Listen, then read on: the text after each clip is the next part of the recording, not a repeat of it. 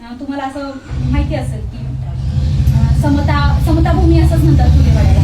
तर समतेचा जो जागर आहे किंवा समता ह्या समाजात प्रस्थापित होण्यासाठी त्यांनी खूप धडपड केली. तर काय केलं, तर 1852ला सावित्रींनी महिला विकास मंडळाची स्थापना केली. आणि त्यामध्ये त्यांनी आपण जानेवारीमध्ये एक हळदी कुंकवाचा कार्यक्रम करतो बघा बायका, आहे की नाही.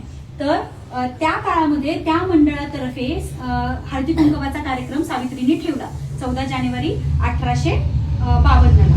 आणि अशी सगळीकडे नोटीस लावली की इथल्या पुण्यातल्या सर्व बायकांनी या हळदी कुंकवासाठी आमंत्रित आहेत आणि कोणत्याही जातीच्या धर्माच्या महिलांनी आपल्या सुना लेकी बाळांना घेऊन यावं आणि त्या इथे आल्यावरती त्या सगळ्यांना एका जाजमावरती, म्हणजे आता तुम्ही जसे एका सतरंजीवर बसलायत ना तशाच एका जाजमावरती बसवलं जाईल.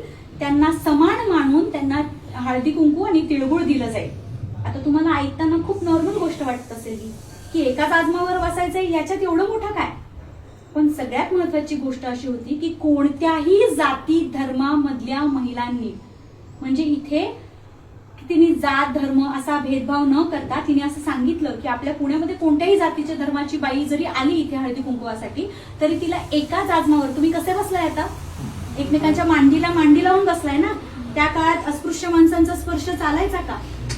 मग तो विचार तेव्हा इतका लांब सारून तिनं असं सांगितलं की आपण माणसं आहोत, आपण समान आहोत, आपण सगळ्यांनी एकत्र यावं, एका जाजमावर बसून कोणामध्ये कसलाही भेदभाव न करता सगळ्यांना समान मानून तिळगुळ आणि हळदी कुंकू दिलं जाईल. तर ही इतकी मोठी समानतेची गोष्ट सावित्रीनं त्या काळात केली होती.